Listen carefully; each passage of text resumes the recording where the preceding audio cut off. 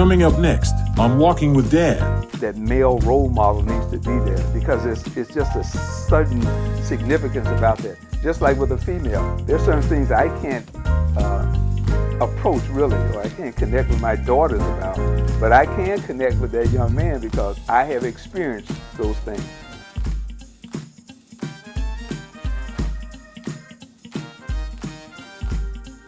How y'all doing? This is Elevation Nathan. You know of me through Instagram. If you don't know of me, you'll get to know me. But this is the Walking with Dad podcast. So this originally came about to me as an idea of just wanting to give dads and fathers a platform to be able to give their side and their perspective of the significance of being present in their children's lives, and as well as the family's life, and just the impact that makes within the family.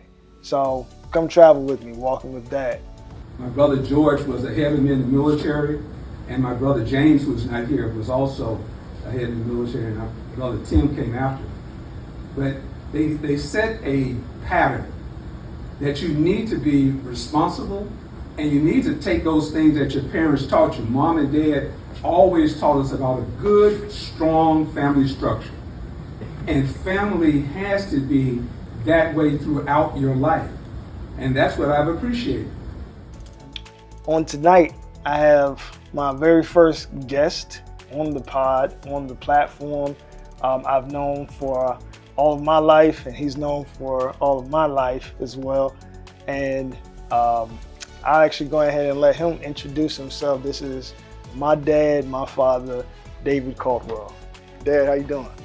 I'm doing very well, Nate. Thanks for inviting me to your first episode. I want to give you a little bit of background of me. I grew up in a little small place in the southeast called Birmingham, Alabama. This was in the 50s when I grew up, and there's still segregation going on. And most of the people I was around were black people. So I grew up in an area where my elementary school was black, my high school was black, and never really had any dealings with anybody outside of blackness until I went into the military. But let me rewind just a little bit. My mom and dad had 7 children. All of those 7 children, there were 4 boys, 3 girls. We were close-knit. We had uncles and aunts and grandmothers and children all along the block that were coming in visiting, so we didn't know really just who was our cousins, because everybody came in and said they were cousins, but we all grew to be familiar with the neighborhood. And this was Birmingham during the time of all the civil rights stuff that was going on. So I was witness to the bombings at 16th Street Baptist Church and all of those things. But I was fortunate to have a very good supportive network, and that helped me. The teachers were great, and all of the people in the neighborhood could chastise you, and there was no drawback. And that helped round us out to be good, strong people with like a village raising the child. That's what I experienced firsthand. So growing up in Birmingham and witnessing the close-knitness, because we had doctors, we had lawyers, we had all professional people who lived in our neighborhood. So we never thought about anybody being any different. We just all blended together because, you know, you got to realize it was segregation. Where could you go? So we had movie theaters and people that had drugstores and people that had the little mom and pop place where you can go and get all of your nice little hot dog hamburgers and all this. All that was right in our neighborhood. So we had the best of life in just that little small area that I grew up in. But leaving Birmingham in 1971, in fact, I went in the military the week after I graduated from high school. I went right into the military. And like I said, had never flown on an airplane, had never really experienced anything other than church and work. So this was an experience for me. But life has been great. Now at 71, having had the children grow up to be respectable citizens, it's fantastic to look back on a life that has been fruitful, a life that has been just full of a lot of stuff. So I really have no complaints. And like I said, I'm glad Nate invited me here, and hopefully he won't ask me anything that's going to put me on the spot or anything that's going to cause anybody to look at him and say, man, I know him. I know that man. He ain't disclosing everything, but no. It should be a very interesting time frame of disclosing myself to everybody. All right, well, Dad, I appreciate that. You were actually about to end the episode kind of early because I was about to not get a chance to act too much, but we'll still make something happen today. So even with all that, and just with the present day, like you said, you've celebrated 71 years of life, and nowadays that might not necessarily be something that most people experience. Like, how does that make you feel?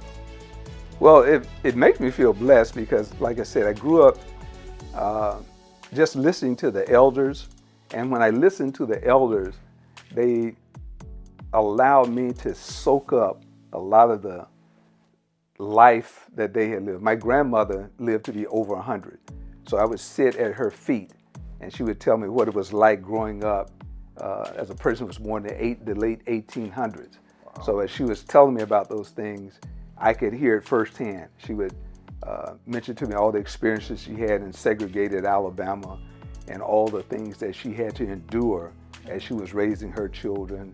And it was interesting that she was able to survive all the things, with the Jim Crow stuff and with all of the lynchings and all the things that were going on. She was able to survive that, raise her family, and then see that her grandchildren were raised properly. Okay. So with that, that was your grandmother. That was my father's mother, yes. So was your grandfather ever in the picture? Her husband passed away before I was born. Okay. And both my mother's parents had passed away. Okay. So, give you a little bit more background. My mother married my father at 14. My father was 25. So my mother actually grew up under her mother-in-law, who raised her. And I don't think she ever had a time to be a child, because at 14 she was married. At 16 she had her first child, and she continued to raise her family. So it was unbelievable at that time to even think about, and you see it now with children having children young, but she had a child because it was just a situations and circumstances. She wasn't working anywhere because my dad was a coal miner, so he provided for the family. So she stayed there and built a very strong setting for us to grow up in. So I appreciate all of that we were able to have. Okay, so that would have been my great-grandfather. That would have been your great-grandfather's great-grandmother. Who was not necessarily in the picture, of course, on your end. So backtracking to Granddad. Right. I of course got a chance to meet him a few times, but just speak about like your impact, the impact that Granddad had in your life, of course, being present and being around. My grandfather, or my dad, I should say, my dad was a very interesting guy. He had altogether about 8 brothers and sisters. And they, like I said, my grandmother looked more like an Indian. She had like that red mud type skin. And I got the chance to meet her brother, who looked similar to her. We found out somewhere along the line that we were related to Satchel Paige because they were from Mobile, Alabama. Okay. But what Dad did, he allowed us to live. He wouldn't, like fence us in. He would always tell us, do what I'm trying to tell you to do biblically. Okay. And if you stay within that framework, it'll work itself out so that you'll live a prosperous life. So that didn't stop him from chastising us. we got, of course, plenty of whippings, and that's what, when the Bible says spare the rod and spoil the child, he didn't spare a rod. So we made sure that whatever he told us to do, we stayed within that. And if we did something while he was at work and my mother told him that the children were acting up, we would not only get a spanking from her, we would get a spanking from him as well, to reinforce the fact that you need to be obedient. And if you're obedient, you won't have to go through all of these corrections that we had to go through. Okay. But he was very strong. He would play ball with us and just basically just share life with us. Okay. So of like your life and the fact that granddad was present, what like traits or attributes can you say like for you yourself that you picked up on or that you like know that you have from him and from your upbringing? Work. He always told us that you got to work. If you have a family, you have to have a wife and you have children, you can't depend on the wife to be the one to be the breadwinner. You have to go out and work, and don't be such a weak man that you come back home complaining about it. So you do what you have to do, because he said the one thing you don't want to do is see your children go hungry. So he made sure that we saw him as an example. And you know, he would leave in the morning, he'd come back in the evening with that coal dust on him, and mom would have dinner ready, so he'd eat and he'd have time to go out and throw balls with us and stuff like that. And that was a good example, because I saw his work ethic, and his work ethic is carried over to my adult life, you know, throughout my adult life. And that's the same thing I try to share with you and all your brothers and sisters, the same thing. Of course, of course. So just to put it out there, because one thing I want to make clear and to point out that the point of the podcast is to not downplay women. It's not to exclude women or the mothers or the impact that they have within the family or within you know, the relationship with the husband or the father, of course, nowadays. But just to once again give a little bit more of a spotlight on dad and hearing his perspective, just because nowadays, you know, dads usually get a bad rap. Dads are usually not present in the family, or they are pinned against each other as far as the mother and the father, and then the children are raised that way. So grandma, did she ever work at all? She did some domestic work, but not a whole lot. Remember, she had her first child when she was 16. Okay. So she stayed pretty much at home to build a nice home environment. And alluding to what you mentioned, she was strong. For a person that didn't have a lot of formal education, she shared what a lot of people used to call their mother wit. She talked about life's learning lessons type thing. Okay. So we learned a lot from it, just letting her expound on things that she had learned growing up, how she had looked at life and the things that she saw that were wrong and how she had to correct them, and the things that she saw that were right, and she really latched on to those things. So it was interesting. I always remember we would get up early in the morning and mom would be washing clothes, and I sometimes would be freezing outside, and she'd be singing songs like, I know the Lord will make a way, yes he will. And she'd be hanging out them clothes, and as soon as the clothes would get on the clothesline, they'd be freezing. But I can remember that. But some of the prettiest sheets, bed sheets, was some that I would see her put on that line. But she taught us about clean, keep your house clean, keep yourself clean. Don't complain about what goes on the kitchen table, because there are some people that don't have things to eat. So take what is given to you, be thankful for the blessings, and give the Lord the praise and the credit for making it possible that you have it. Okay. So that impact was basically even greater for you as far as having both granddad and grandma in the picture, because of when it sounds like granddad taught about the work ethic, grandma kind of taught about, for the most part, everything else, like the gratitude. Right. Definitely. So being able to fast forward a little bit, now, like you said, going into the military, you're moving on and you're progressing in life. You end up getting into a relationship, marriage, and then starting a family of your own. How did that progression take place in your life? Well, mom and dad were a team. They showed us how to be a team. If they ever had disagreements, it was never manifested in front of the children. So as far as we could see, they were just peaceful husband and wife. See, we saw this stuff on TV, Leave It to Beaver and all that. We saw the white example, but we actually had the black example in our homes. And that helped you establish a mindset that whoever I want to marry, I want to use the same pattern that my mom and dad gave me. Yeah. So that has worked out real well. I met your mother when we were both in the military in Michigan. She was from Chicago and I was from Birmingham.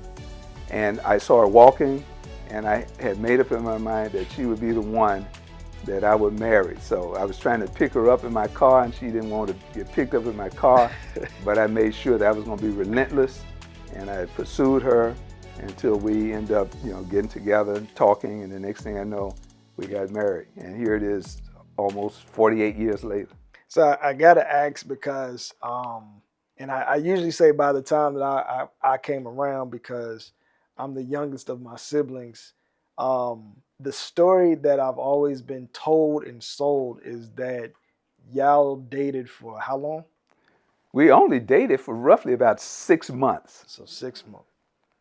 Oh, I'm getting a no from across the room. I said roughly about 6 months. I'm not being exact. It was roughly about 6 months. We were talking. So I'm getting roughly 6. 3 is being thrown up from across the room. 3, 4. I don't have my glasses on. 3. Okay.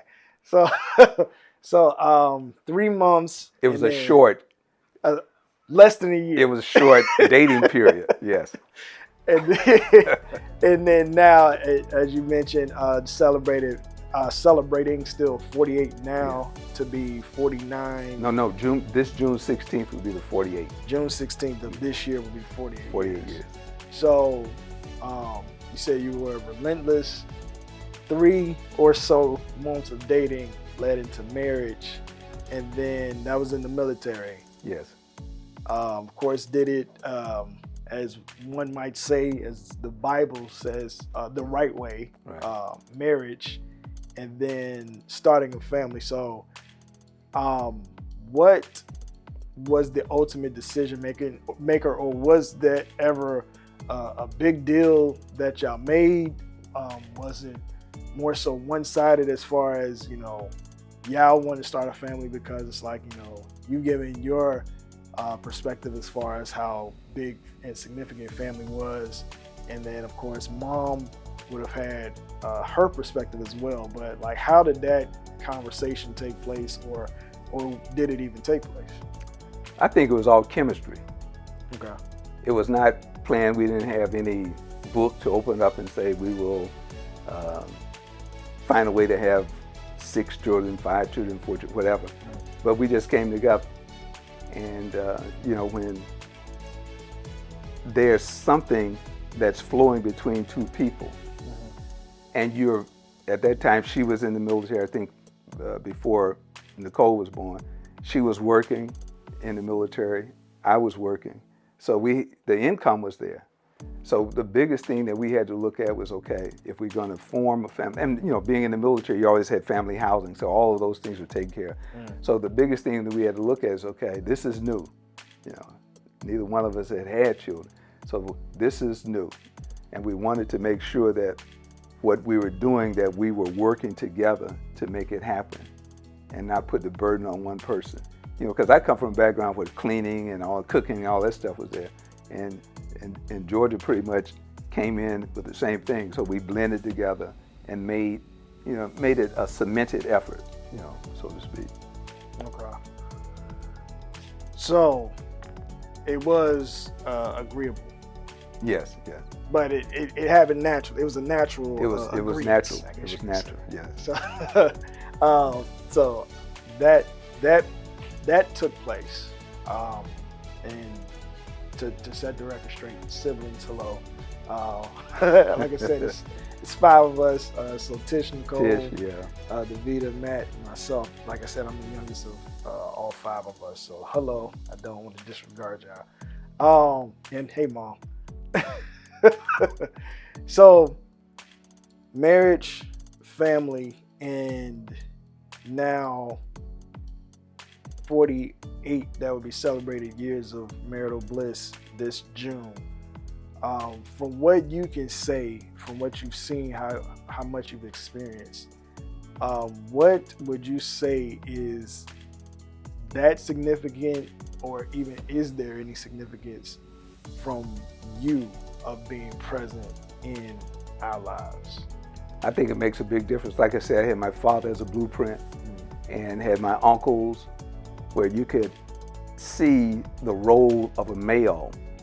And what that did was whenever we acted up and whenever did anything that went against anything my mother said or my grandmother said, those men stepped in and let you know you are out of line. In order to be a strong male, you got to behave in a certain way. So they laid down the so-called law of the neighborhood type thing, a law of the household. Yeah. So we didn't have a problem with that. And we got used to a male's voice. You know, I had my dad's voice singing or correcting you or, you know, say, hey, look, your mother said, do it. No questions about it. So we didn't have a problem with that. So it helped us go through that whole growing thing, you know, from being adolescents to teenagers to adults, because you knew exactly what your role is or what your role should be. And one thing I got to mention now that I see that we didn't have a lot of, I see a lot of talking back to the parents. And there's no way that my mother would take the closest thing she had, be it a shoe, an ironing cord, switches, or whatever. And you know, you just didn't, and even when she spanked you, if you got that little noise, she say, oh, you mad? No, I'm not mad. I'm okay. But I think now the roles have somewhat reversed, and I think that's why we have some of the social ills that we have. But you know, we've got to get back to that. I think, you know, when we can get back to the proper perspective, you know, each person following along his role, it helps things go smoother. But when a child tries to tell a parent what to do or orchestrate to a parent the way that he or she should travel, that's out of order. And I don't think God is pleased with that either. All right, so Dad, what would you say for yourself being a father and even a grandfather now is the significance of your presence in you know, my life and my siblings' life? Well, my being there to see how the story turned out was very important, because not only was I a part of the inception of the children, but I wanted to see how everything worked out from a day-to-day basis. I was encouraged, or I think George and I had talked about being able to speak to the children while the children were in the womb, sing to them, read to them, have positive things around them. So they heard the Father's voice, or they heard my voice, so they were able to pick up on that part of the relationship even before they got here. And once the children were born, spend quality time with them so that they could see me as somebody that they could tangibly connect to. So they could hear the voice, they could see me, they can interact with me, and it was a continuation. There was some continuity. It's not like I was there and then jumped somewhere else and for a long period of time I wasn't there. But, and believe it or not, y'all joked me about this because y'all said I had the same menu on Sundays. We had the chicken, the green beans, the corn, and the cornbread. And the hot dogs that y'all used to take to school that y'all used to always joke me about. But at least you had some familiarity, you know, like you said. We could talk and, you know, play together and just have fun together. And, you know, when there was correction needed, yeah, there was correction. That's why we would go to school. Sometimes I had that belt around my neck as we were going out and somebody didn't do what they supposed to do. So you had those types of things. So they saw that they could go just so far and they had to be corrected. And if your mother said something, I had to back her up because we had to be a unit. And that's what I was talking about earlier about Mom and Dad. They were a cemented unit that really showed you the strength that should be there in a relationship. Yeah, just to set the record straight, we got whippings. We didn't get like time out. Like, he's not lying about the belt around the neck part as well. So you had mentioned like from the womb to like, speaking to us, singing to us. And then you had also touched on earlier, even with granddad, granddad and grandma being on the same page and his voice being an integral part. Where does that come into play as far as like, yes, comparing it to nowadays as well, that, you might have single mother, single father, but for how it played out for you, that your voice was that much of an impact for us. How significant was that on your end for us? It was needed because, like I said, I had examples throughout not only in my household, but throughout our neighborhood, where you could see the strong father images, the presence of the father. And I think what has happened over a period of time is that you can't dilute that. You've got to have that male figure in there. Not saying that a mother can't raise children, but I think when it comes to a male child, that male role model needs to be there, because it's just a sudden significance about that. Just like with a female, there's certain things I can't approach really, or I can't connect with my daughters about, but I can connect with that young man because I have experienced those things. So they can get it firsthand about, Dad, why am I feeling this way? Dad, when you get through hurt in life, Dad, why does these things happen? You can tell them firsthand, son, that's all part of life. And then you could break it down to them, so they get a better understanding firsthand. I know you had mentioned earlier, like Leave It to Beaver or something of that nature. From like, TV experiences, different TV shows over time, what would you say is like your favorite family TV show that you've enjoyed? Well, you got to realize when I was growing up, we didn't have a whole lot of stuff other than the so-called Amos and Andy's. Okay. And we didn't have Good Times and all. They hadn't come along then.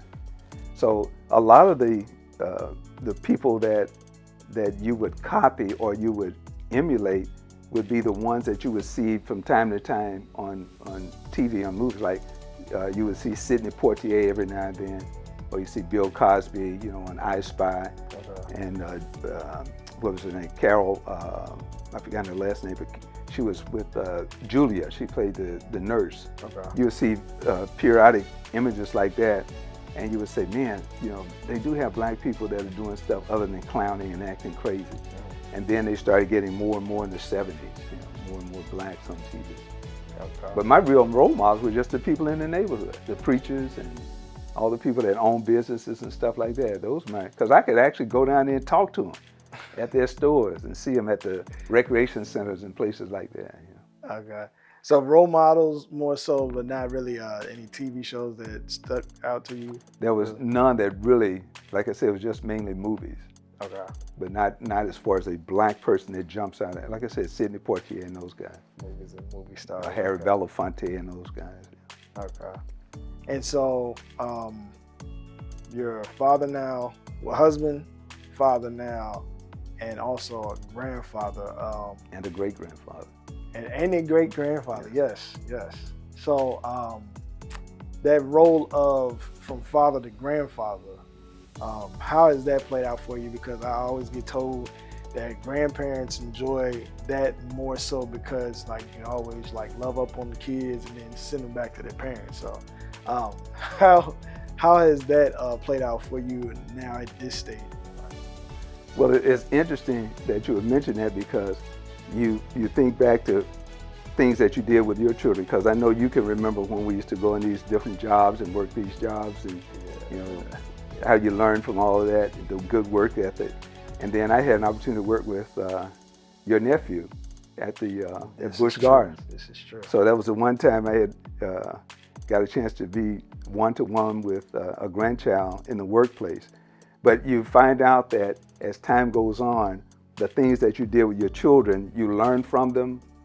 And then when you get to your grandchildren, you say, I don't have to go through the learning process no more. I've been through that. So you spend time with them, but you got to realize, okay, this ain't no 24/7. So you spend quality time with them, you teach them, you help them to learn, you correct them and that sort of thing. But you realize that their parent should be on center stage doing all that. So you have to step back and just let the parent take the lead. Okay. All right. Well, Dad, I'll of course probably be having a part 2, part 3, part 4 along the lines. But if there is something that you would want to share with the Walking with Dad followers, subscribers, or is there anything that jumps out to you that you just want to share with the up and coming father, the new father, the soon to be father that is considering fatherhood or just whatever? What word of wisdom or words of wisdom would you want to share with them? Well, first of all, I'm not going to act like I know everything. I'm not omniscient, so I don't have every answer. But the thing that you need to know before you come together with any young lady to make a family, you need to have in your mind made up that I want to be there for the long haul. It's not just copulating. It's not just having that thrill a moment and then moving on. You got to realize children are a lifetime thing. So you got to be there for them regardless of how you feel about it. But that child needs you there. That child needs to wake up and see your face. That child needs to hear your voice. That child needs to understand that when I'm hurting, this is a person I can go to with the strength and the reinforcement. So if you're thinking about that, being a father, the one thing that you can't even entertain is having a child and leaving the child. I think that's devastating. Be there with your children, watch them grow, and it's such a thrilling feeling when you see that child grow up and they start going through these stages. They leave middle school, they get to high school, you're at these graduations and all these things. They go from high school, even if they don't go to college, but they move to the next level. And you're there reminiscing about all the things you were able to experience because you stayed there to see how the story is going to end. So it's important. Don't just back out on them, but be there for the long haul. All right. Well, Dad, of course, I just want to say to you, if I had not before, and not just because of the camera, thank you for your presence. Thank you for your time tonight. Like I said, more than likely bring you back because it's Walking with Dad. I wouldn't want to disrespect having my dad and having my dad on the platform. So thank you for the stories. Thank you for filling me in. I know Walking with Dad thanks you as well. Thank you for your time once again. And I thank you all. Please like, comment, subscribe, share anything that comes to mind, any other questions that you might have for Dad. Please feel free to drop that in the comment section below, and I'll see you next time. Appreciate it. Thank you. I look up here and I see people along the way, Paul and James. We've known them since the early 80s and we've stayed connected. My wife always kids me that once somebody knows me, it's like a bad disease. You don't get rid of it, that I hang on. But I like to realize that, and my sister Gloria once sat down with me and told me this, and she held up 5 fingers and she said, if you can count this many friends in a lifetime, you have done well. And you start thinking, who can I call at 2 or 3 o'clock in the morning? And they will say, I'm on the floor, I'm listening, what do you need? Most people say, I ain't got time for you, you crazy, you call me away. But when she mentioned that, I started thinking about people that I have been there for, but how many people have reciprocated and been there for me? And you start really thinking about that. You start, some of these folks were just excess baggage. They were along the ride or along the journey for a minute, and then you don't see them. But if you can think back along that journey, and you can see the people that have been consistently there for you. That doesn't mean they're going to go along with everything you say or everything you do, but you got to be open enough when they give you point blank, oh, you're right, I didn't do the right thing. And even in my life, there are so many errors I made. I wish I could go back and erase a lot of things. But just like Babyface said, too late to rewind. Come on. You got to think about it. If you have not done it, if you have not asked for apologies or forgiveness along the way, you can't do it now. So you have to live the now and forward. So I want to thank every one of you for making the journey. Safe trips as you go back, and I'm glad that you kept everything, a lid on everything, because I was trying my best to try to figure out how in the world, We know. how in the world can Nate plan something at 2 o'clock, and he told me in Georgia we were supposed to be doing something at 8. That was going to be a long day. So that's why I was planning on, he asked me this morning about coming with a turtleneck. Hey, I'm all, and Terry was joking me last time we got together for the wedding. He said, Unc, you sharp. I ain't never seen. I said, Terry, this is the first time I ain't had thrift store from top to bottom. But it just lets us know that as we live life, we have to grab hold to those things that are positive, those things that are meaningful, because we see so much around us that seems so destructive that those pleasant things are the things that bring smiles to our faces and they lift us up as we're going through stuff. No one said the road was going to be smooth. No one said the journey was going to be easy. But that all is doable. And that's why, you hear the song about put your hand in the hand of the man. If we trust in the Lord, and nobody's saying you got to be just outright religious, jumping and flying all through the church and doing that, but you got to put the Lord first. And in putting him first, what he will do is direct you. As you get downs in life, he lifts you up. As you're going through struggles in life, consult him instead of your friend. Don't go to Miss Cleo. Call on the Lord, and he'll direct you.